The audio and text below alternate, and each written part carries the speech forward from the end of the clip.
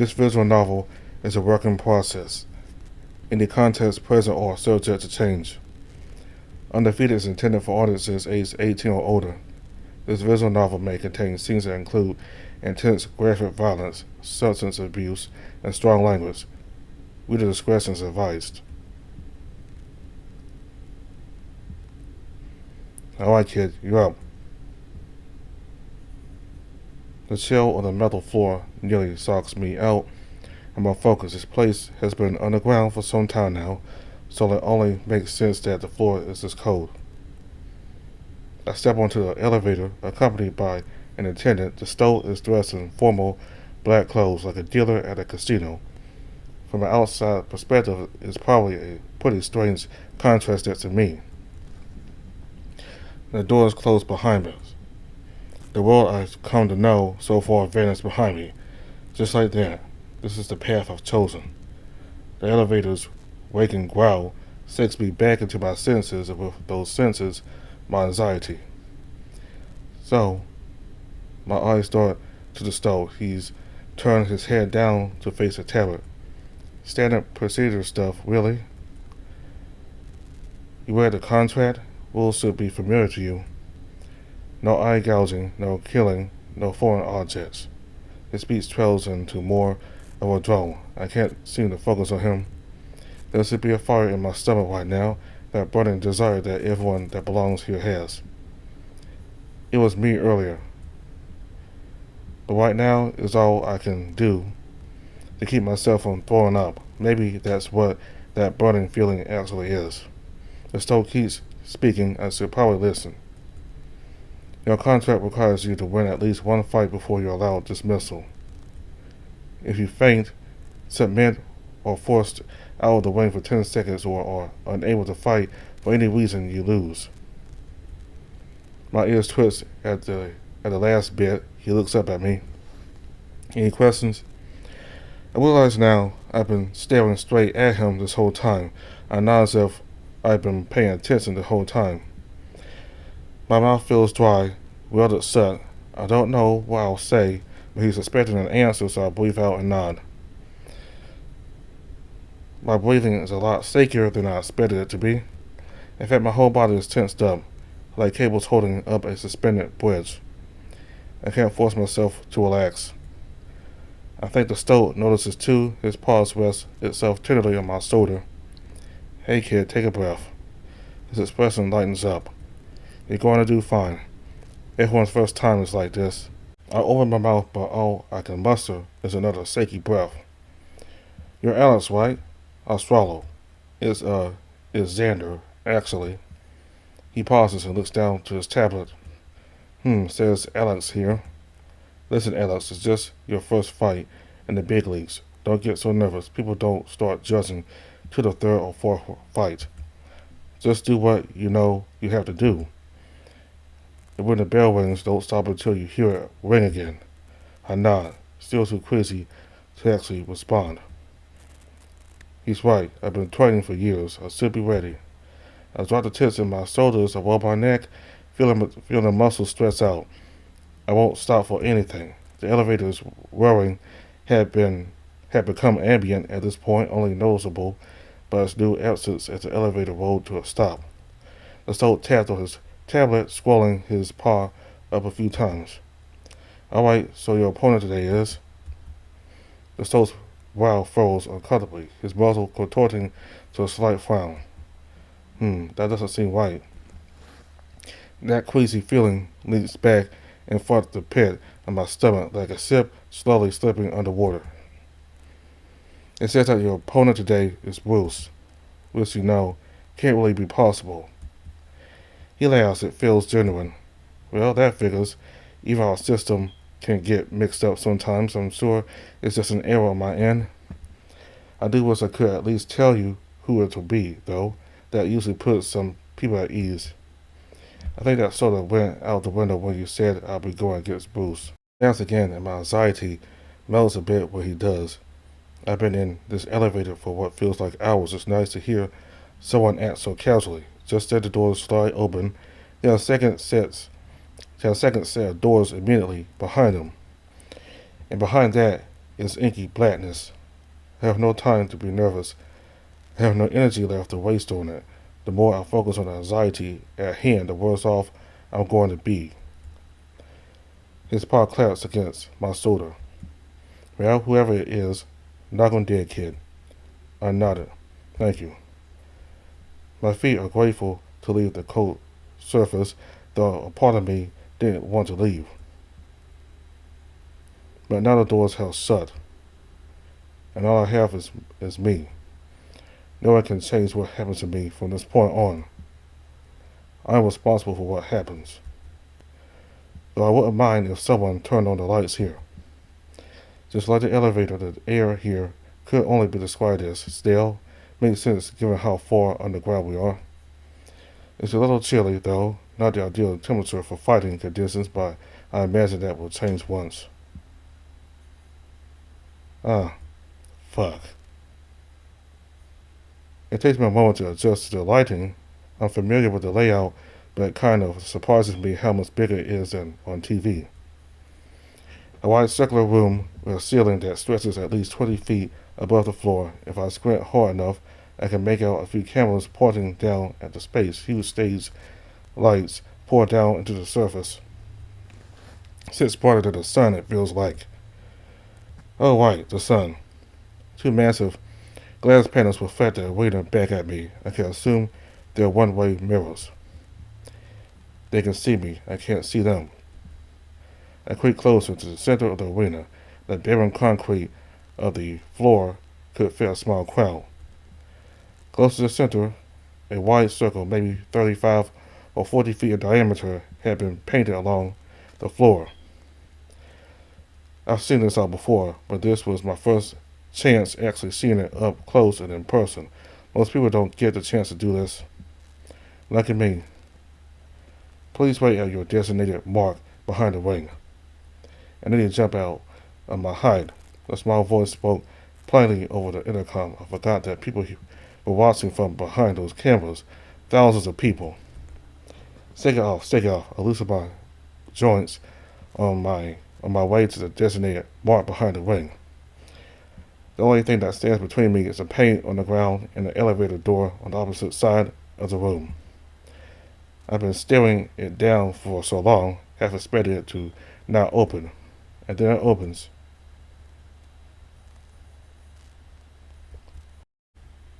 Bruce? The elevator door closed.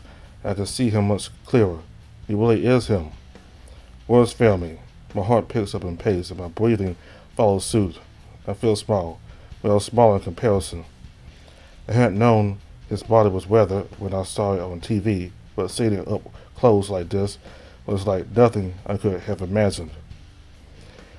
Scars litter his body, one across his snout, and a few marking past attempts on his chest and midsection. I think I remember his stats back when I would watch this fight. 7 foot tall, 350 pounds. The size seemed so trivial before. But now that he stands across the ring from me, I realize how it feels up close, like a chill of death skittering down my spine. He opens his eyes, that piercing yellow gaze boring holes into mine, and I realize I've been staring right into him this whole time. His brow furrows much like the attendant's earlier. His stoic, solid stance stutters. His jaw crunches up under the edges, and he starts to laugh. Loudly. I joke with how sudden his outburst was. Are they serious? Is this a prank? The dinosaur points to the camera. Is this you, Frank, bringing me a fight like this? Bruce laughs a few more weak chuckles. I almost want to laugh too. The beast folds his arms over his chest, smiling down at me. So, kid, what's your name? My body is trembling again. There's no way this is happening. I'm not about to leave my opponent unanswered. Xander. I spat the name like the frog, and my throat was leaping out. Bruce thumbs at the stubble on his chin. His mouth was still curled up in a selfless smile. Xander, nice to meet you. The dinosaur does not extend a handshake. So, how'd they get you in here? Is this some kind of charity thing? They usually only bring me down here for the title fights. No, he flashed a toothy grin. You want me to sign something? I didn't bring a pen. This is mine. Bruce moves into the circle towards me. I consider backing away, but the man clearly has no personal space scissors. He reaches out, clutching my arm. His grip is tighter than I had imagined. This was already pretty fucking tight. The leathery palm presses hard into my fur, and I swear it nearly scratches my skin. I'm not here as a fan. I yell, mostly out of fear, thinking it would stop him. I'm a fighter. As the crowd, Bruce pulls my arm, and subsequently the rest of me, past the markings of the painted ring. Once I cross over, a tone rings out over the arena. I know that tone. That's the start of the fight. And by the look frozen on Bruce's face, he knows it too. He's sure at least by now. Maybe if I act now, I can catch him off guard. The attendant did say to start as soon as the bell rings. I'll stun Bruce with a strike to the lever. Once he's just disoriented, I'll force him out of the ring. Not like there's any way I'll render him unconscious. It's unfortunate that Bruce grabbed my right arm. It's no southpaw, so giving a power strike with my left is a bit awkward. With the bell's tone still fresh in my ears, I plant my right foot. It's even more awkward with Bruce still holding onto my bicep, but I should be fine. My hips twist themselves violently to the right, and with them my shoulders followed by my newly formed fist. Bruce's right arm had been the one to grab my bicep, but his side was totally unprotected. My lips flare up slightly as my blow connects. Half from the ferocity with which I struck, the other half is from the sting his skin had inflicted onto my bare fist. I swear I must have scraped my knuckles. Bruce's body is more akin to the heavy bags I spent countless hours practicing on. That thick, leathery skin wasn't just a myth people claim dinosaurs had. That height is dangerous. What's more, Bruce hadn't even flinched from the blow. In fact, I feel his grip on my arm as firm as ever. I'm almost scared to look up. Bruce took care of that for me, though. Without much of a chance to retaliate, my right arm is winched uncomfortably into the air. Something snaps. I grip my teeth, letting out a weak growl as Bruce throws me behind him. My body crashes down into the center of the space. I scramble to orient myself upright. My feet shuffling along the concrete is all I can do to keep the focus off of my shoulder. It's a pain I felt before, but not one that I really wanted to feel ever again. If it's not broken, it's definitely dislocated. Not that it really matters. Bruce's shadow loomed over me, silhouetted from the lights above. I can't read his face. I don't really know what kind of shit luck you got into a fight with me. I'm on my feet now, though I could hardly call my stance ready. Bruce doesn't move. But I've got a job to do, and judging by your little stunt there, seems you do too. This is bad, obviously. Thank you, fucking idiot. That liver shot should have taken him out, but it didn't. And now you can't move your arm. The only attempt I make to move my shoulder welts in even more pain. It feels like it's about to burst. A desperate cry tries to burst from my throat, but his grip traps it inside. I feel his leathery palm tighten against my throat. I gasped out, trying to speak, but all I can muster is a desperate choke. His claw digs into the side of my neck. My feet leave the cement. Bruce lifted me off the ground by my throat. Bruce carries me like a sack of dead weight to the edge of the ring, and now I'm dangling just outside the edge of it. His gaze pierces through me, my body dangling uselessly at the end of his limb. Bruce flashes a wicked grin. He looks ecstatic and satisfiable, despite having done this countless times. And tear crawls up my body as his free hand traces my midsection. You're pretty well built, he snorts, for a shrimp. I don't even know if I should try to respond. The larger man lets out a grunt and a sting breaks through my midsection. My face crumples up. Bruce's fist is forcing its way against my abs, and judging by the pain, it's found its target. My left arm reaches up to his wrist in an attempt to fight back. The same explosive pain streaks up my torso again. Bruce had wheeled his fist back before I could even see it move. I feel my lungs flattening in my body as the strength leaves my body. Tears trickle down from my shuttered eyes. I can't breathe. I can't move. I look up and just stare into his eyes. Looks like I got the fight squeezed out of you. I wonder if he can feel my fear, if he understands my thoughts. If he can, he probably doesn't care. If this does end up being charity, I'm probably in a shit ton of trouble. I don't think I would laugh if I could. I was trying to communicate my concession to the dinosaur through my eyes. His right arm dangles uselessly to my side. I can't feel it, but I know it's there. My left arm is draped across his wrist. Brewster stares into my eyes. I'm going to die. See you soon, kid. He spoke shortly, like a promise, rather than a threat. Tears were still crawling down my face.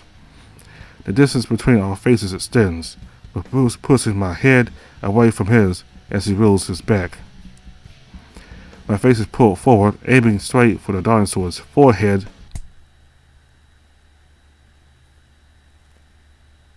My physical is white. I don't even feel the headbutt. I don't really feel anything right now.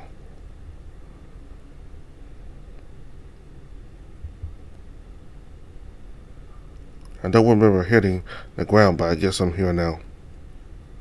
People standing over me, talking, loudly, quiet.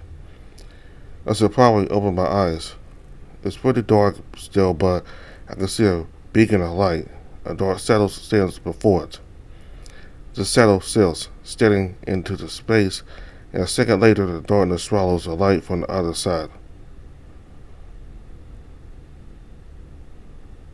One of the men standing to either side of me grips my shoulder gently.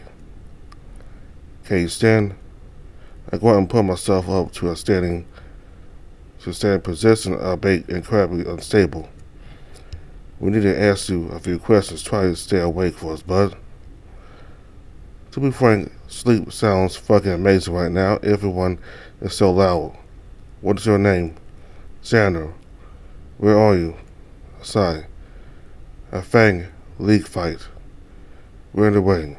If you want specifics. Do you remember what happened? My hair hurts. The lights are way too goddamn bright. I got knocked out. I think my shoulder is fucked. They give a chuckle and mumble something under their breath. The person keeps asking me questions and I keep answering them. They take me to an elevator, then straight to the med bay to put me in a gown. I just go through the motions, waiting for when they'll let me take a nap. A few nurses wheel me around from room to room, running a few tests. I'm glad I just had to sit still for most of it. It's all kind of a blur. I just answer whatever questions they throw my way. After a few hours, they declare my concussion is only mild and give me the go-ahead to get some sleep. Thank God. The hospital bed here is really firm. Reminds me of being back home. Not a bad thing, per se. I would actually really enjoy firm mattresses. Though I doubt something as simple as mattress firmness is going to keep me from sleeping tonight. I can barely keep my eyelids open. For a few seconds, I see that screen from before, like it's been burned into my vision. This dark figure standing in the light. I swear it was waiting for me.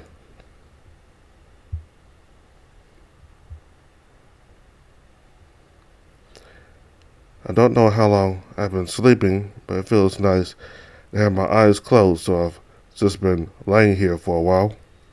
The electronic drone on my room was getting on my nerves though. A slow sigh crawls out of my muzzle, and my eyes finally pull themselves awake. Must have been crying. My eyes haven't been that heavy in a long while. The sterile white ceiling stares down at me. I crane my vision to the left, as some memories of the night before flood back into my head. Seems like I've been hooked up to an IV and EKG machine. And my right arm is in a sling. Fucking great. My attempt to sit up was immediately met with resistance through a heavy, dull pain shooting down through the center of my skull. Fuck. I pushed through the pain, fading away with a few pulses like a heartbeat through my brain. I could hear a conversation outside my door. It sounds like people are talking loud, but it's always away. But it's a ways away. I lean back into my pillow, my face squints up in discomfort, no use fighting my injuries. I can't seem to get free. I might as well try to get some more sleep. It's what I wanted to do. The dull sounds from outside my door have grown much, much louder. I think I recognize a voice. I'm afraid that's the only conclusion here. Don't explain it to me. Explain it to him. The door to the room I lay down in is forced open. Light from the hallway pours in, and I'm blinded, if only for a moment. A shadow casts into the room, but it hesitates. Oh, for fuck's sake, get in here. Just for the other person's yelp and the way he stumbled into the room, someone else may have pushed him in. After regaining his footing, he looks to the door, then to me. Before me stands a nervous-looking rabbit. He's dressed rather well, some sort of similar to the attendant on the elevator from before. His eyes catch mine, and his demeanor loosens up.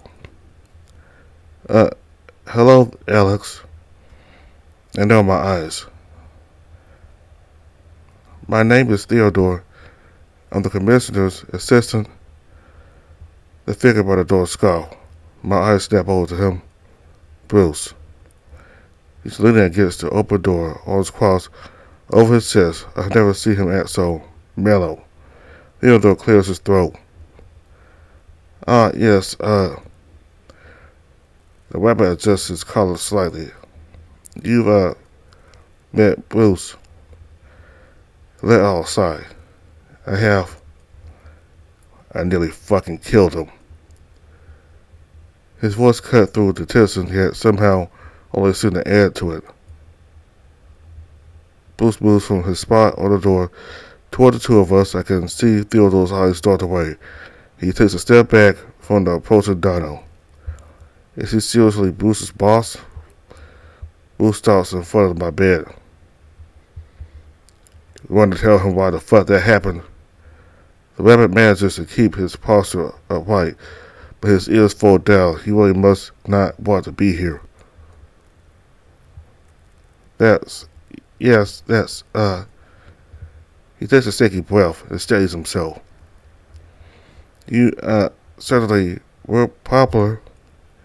Your fight with Bruce put our ratings through the roof. I blink. Thanks. Get to the point, kid. Right. Theodore clears his throat. Obviously, this was, unintended. According to a quick manual review, you should have been involved in a lightweight bout tonight. We can't exactly explain what happened, but for some reason, Bruce was your opponent. The rabbit wheel just as high. Now, in terms of your contract, typically you need to win one fight before the duties of your contract can be considered fulfilled. I can understand why you like to back out. Unfortunately, there's a bit of a snag. Bruce rolls his eyes. Because of the nature of our automated matchmaking system, anyone that fights the champion is momentarily set in a special tier of their own. If they win, they become the champion. If they lose, they return to their tier, and you don't have a tier to return to. I can visibly see sweat dripping down his brow. So, you remain in this momentary tear.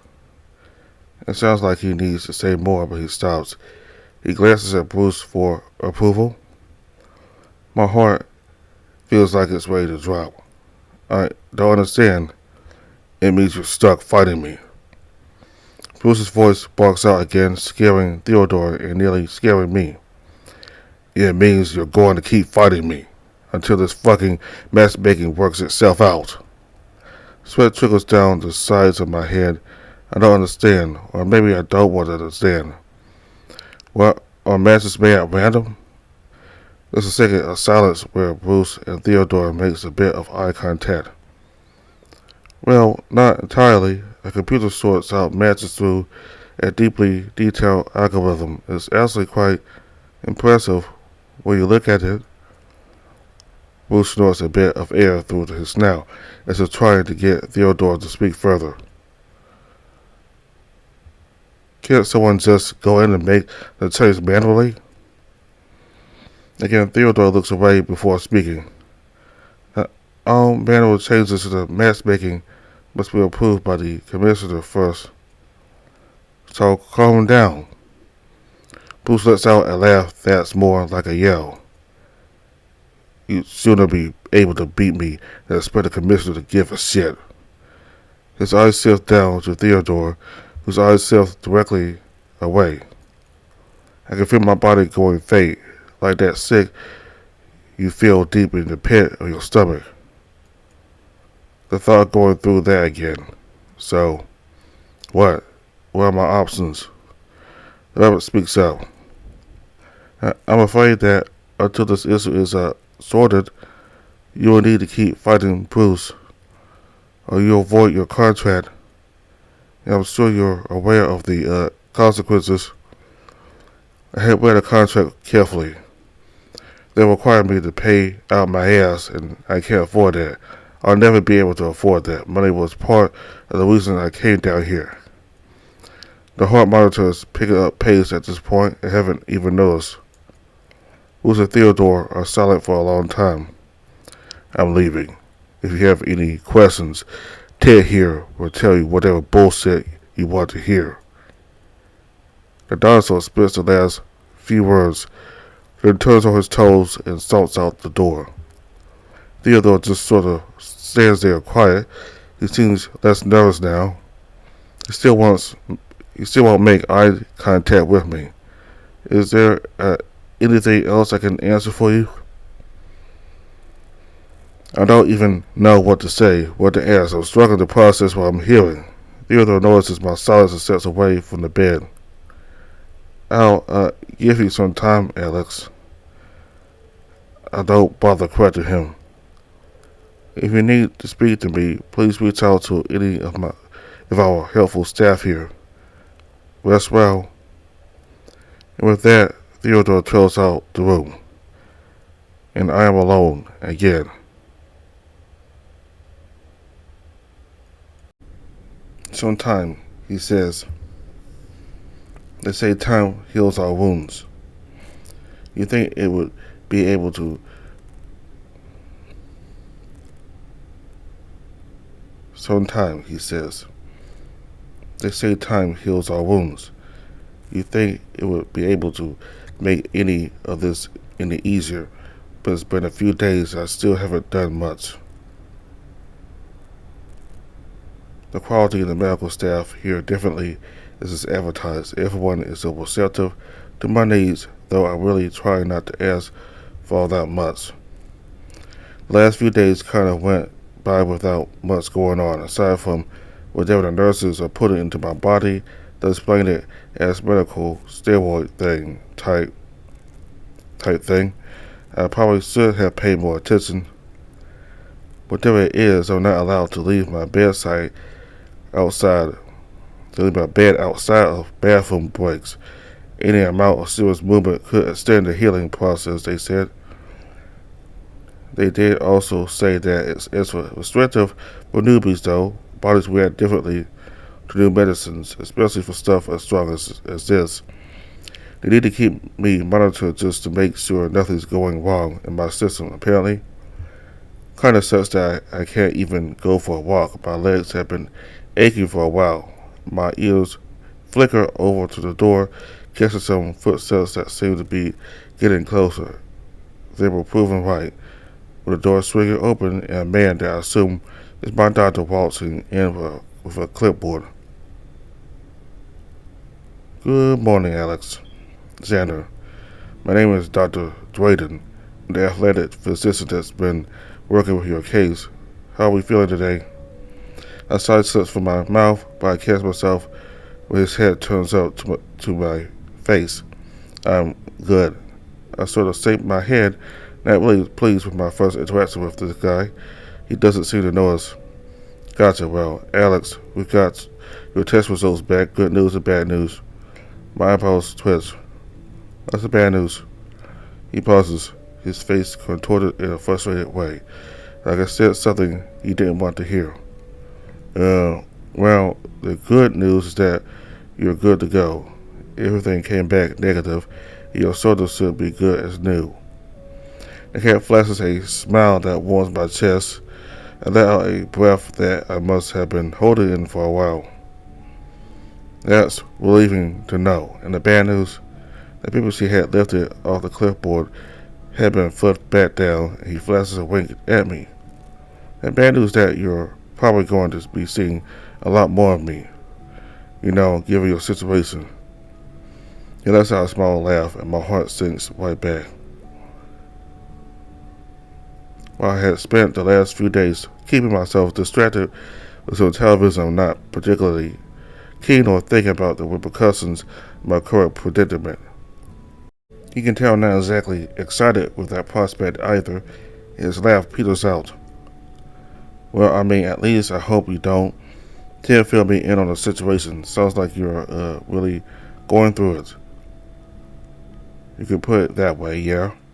His mouth stayed for a second or so before he snapped down to his clipboard.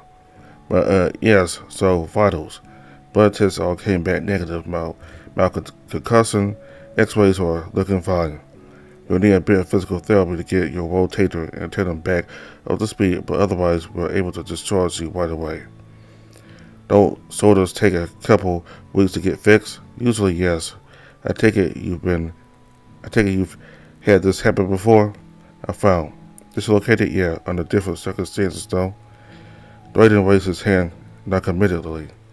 Of course, so you probably know how it goes. Usually there's no serious exercise allowed. No major lifting, none of that. However, the steroids we pumped into your system are special. They enhance your body's natural regenerative abilities, for lack of better terms. Obviously, it's not going to enhance your ability in fights or anything, and it won't help you recover from wounds during a fight. But it gets our fighters up and running much faster than they would naturally, so everybody's grateful for that, I'd say. The smile on his face made him look almost proud of the process. I can't exactly say I blame him. And the test? Just some simple blood work, really. Make sure your liver's handling the medication properly, and cancer, things like that. My heart jumps at that word, and I sit up. Cancer? Again, though, he shakes his hand casually, like he's trying to steal me away. There hasn't been a case yet, so I wouldn't exactly be worried about that. Still, your body decides to push it too hard. Blood work would catch it right off the bat, so we can nip it in the bud before it becomes an issue. I can't help but worry that my contract would get voided if they couldn't use the medication anymore, but Drayden doesn't seem to be fretting over it. The feline pulls a chair away from the wall and drops onto it, crosses his legs and resting his clipboard on them. I'll set you up with some physical therapy with yours truly there in a day, but I think it's best for you to get out of this room. Get some fresh air. Well, so to speak. You've been here, 4 days, and the only people you met were Bruce and Ted? I feel like you'd be more deserving of a proper welcome, all things considered. I'm not still a bit nervous of what that would entail. Would the others here resent me? Would they hate me, applaud me? I haven't exactly had a chance to get a read on anyone else. Now, Alex, before I let you go, his pen clicks. He looks up to me. Do you have any questions for me? His eyes meet with mine. Silence lingers between us for a moment. Do I have questions? Yes, for him. Not really. Not anything that he can answer or anything that he can help with. Come on, Alex. There's gotta be something I can answer. I'm a licensed therapist, too, so you can talk with me about anything. My brow furrows. I thought you were an athletic physician. Again, Drayden raised his hand.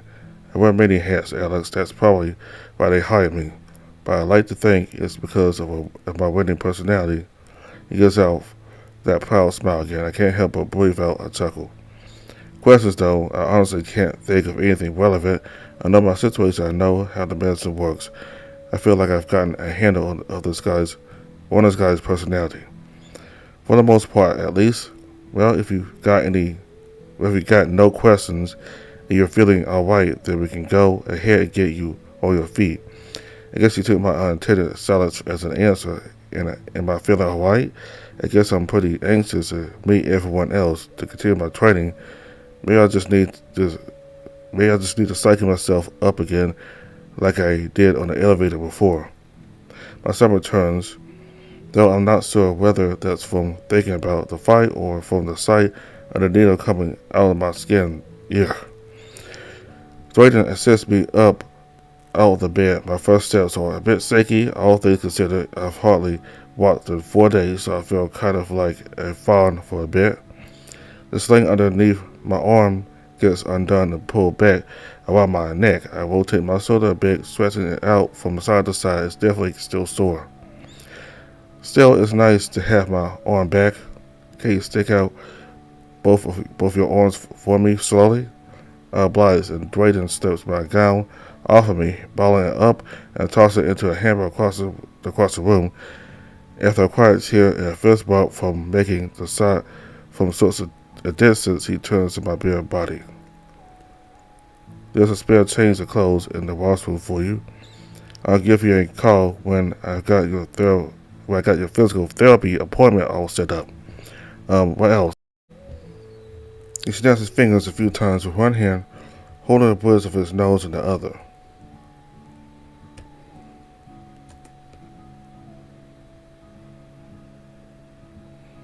He snaps his fingers a few times with one hand holding the bridge of his nose in the other.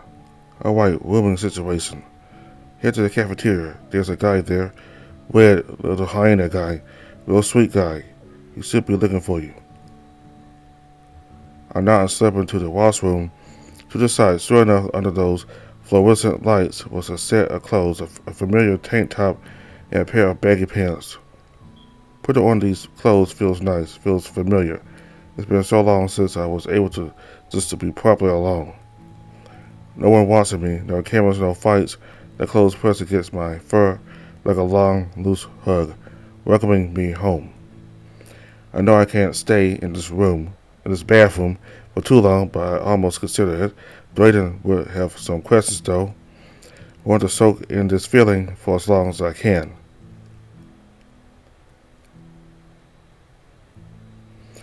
After a bit, I slide back out. Drayden's still there, tapping away on his phone. His ears twitch when I move, and his head soon follows. All good in there? My mouth curls up into an awkward smile. I'm still not sure how to answer that. Yeah, thank you. His smile remains, but he raised me off. No thanks needed, just doing my job. Good luck out there. Oh, and hey, if you need to talk, my office is right next door. We'll exchange another set of awkward thank yous before I leave, following instructions from a nurse to get to the cafeteria. Getting out of the med bay wing takes a bit of concentration.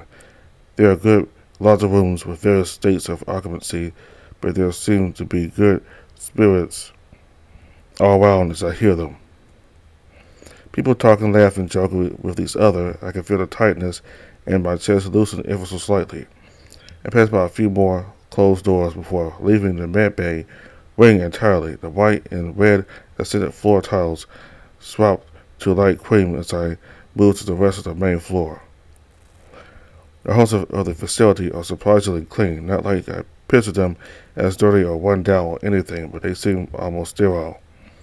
Quiet too, even the med bay had a number of people strolling around on their ways to and from rooms and offices. These halls are basically empty though. I only see one raccoon person stroll by. He has his earbuds in, duffel bag under his arm too, probably on his way back from the gym. He looks pissed. There's a bandage roll around his bicep and what looks like a bit of crusted blood pursed under his snout. Don't worry, buddy. It was probably just an off day. I can only imagine how brutal the coasters can be down here. I've heard a bit about them, but nothing about anyone in particular. The guy in the hall flicks his eyes and catches mine. His glare nearly cuts me in half. My eyes dart away. I really gotta work on this staring at people thing before it gets me in trouble. He continues past me down the hallway. I'm sure I'll see him again, hopefully on more friendly terms. It's a big facility, but there's only so many of us down here. At least I think it's a big facility. I haven't exactly had the time to explore. That could be a good time though, and it probably won't do me any harm if it's on the way to the cafeteria, right? As I was leaving the med bay, I had passed a number of office rooms. I assumed they were general administrative stuff. Not really anything juicy there. The raccoon fellow from earlier moved out of one of these next rooms coming up.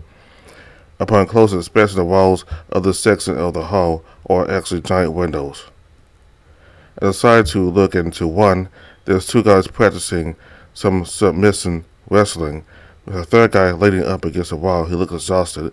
Our eyes meet for a second. He looks to his friends, muttering something, and the other two laugh for a second. He looks back at me and smiles, nodding his head as if to greet me. For some reason, I feel like I should have looked away. I think I feel like I was intruding. I watch people wrestle all the time. There's nothing new for me, at least at my old gym with my old friends. I smile and nod at him before walking forward again. I think I seen the man mouth something, pointing at me from the corner of my eye. I definitely should have kept walking sooner. I don't know anyone here yet. It feels rude to engage with some of these folks without at least introducing myself. Though that may not have been the reason he was pointing. I still don't know how big of a name I made for myself down here. Do they get to watch the fights? Did everyone see what happened with Bruce? It's not like people would make fun of me for something like that, probably. And it's not like I really care if they did. That's just more annoying than anything else. I'd just rather go into with as little of a reputation as possible. I passed by a couple dozen more mat rooms on my way through the hall. Roughly half of them seem to have a similar layout to the first one. There's a large, solid mat stretching across the floor. Granted, though, the rest of these were empty. The other half of the rooms had a number of smaller mats with one or two large spaces off to the side, marked with a large circle on the ground. Heavy bags lined the back walls of these ones, clearly made for striking practice. I feel like I'm going to be spending plenty of time in these rooms, not like I'll have much of a choice at least. That first long stretch of the hallway seemed to take up one half of the main floor, with a small segment on either side of the hall sectioned off for a pair of staircases halfway through. I'll probably figure out where those go eventually. Right now I need to get to the cafeteria. Even though I'm really not that hungry, hospital food was pretty damn good. But I can't exactly get to my room without knowing where it is. I mean, I could, but there's probably a key or password or something, and I need to find where to get that information. I could brute force it, but that would take more time, patience, or wearing strength than I'm willing to spend right now. Luckily, the cafeteria seems to be right here. Just from the amount of sound coming from it, I heard it from a few doors down, but I guess I must have been too lost in thought. I turned the corner and entered the door, into the noise.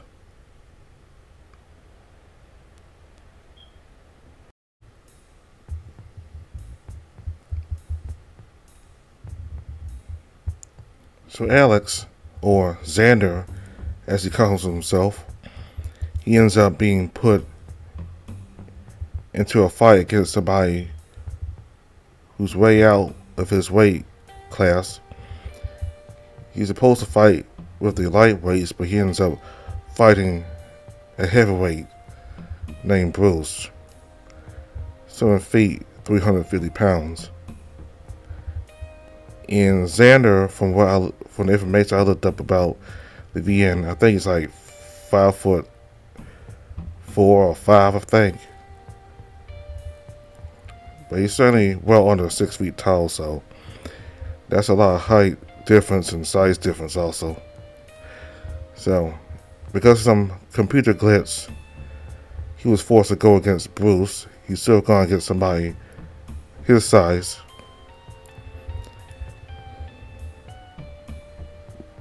But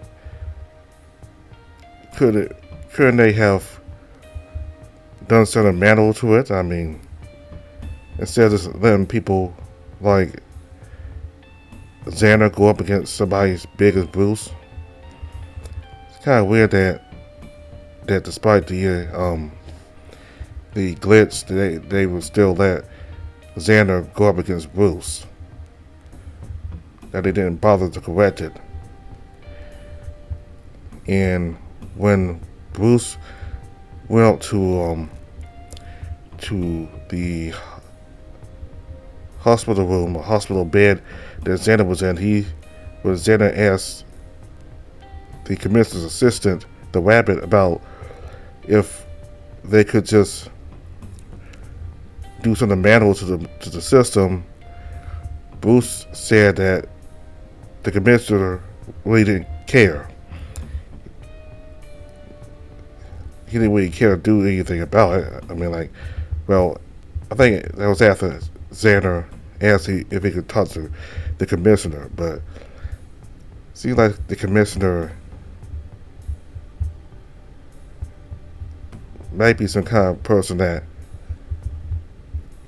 may have known about it, but just don't care. So that's weird. And I wonder why Bruce would have cared to go up to Xander's bed. I mean, I don't know, maybe he really thought that Xander was, I don't know, maybe he thought that there was a mistake, and maybe he kind of wanted to check up on Xander, and maybe if Xander really wanted to go against Bruce, then maybe in that instance he would not have cared how Xander felt. It would not have gone up to his bedroom. I mean, it would not have gone up to his hospital bed. But I guess Bruce kind of feels a little bit, I guess he feels a little bit sympathetic for Xander, since he even bothered to go up to see him at all. So, probably because, it's a mistake for them to put Xander up against him. So, that was the first video of Undefeated. We'll continue next time. Thank you all very much for watching. Goodbye.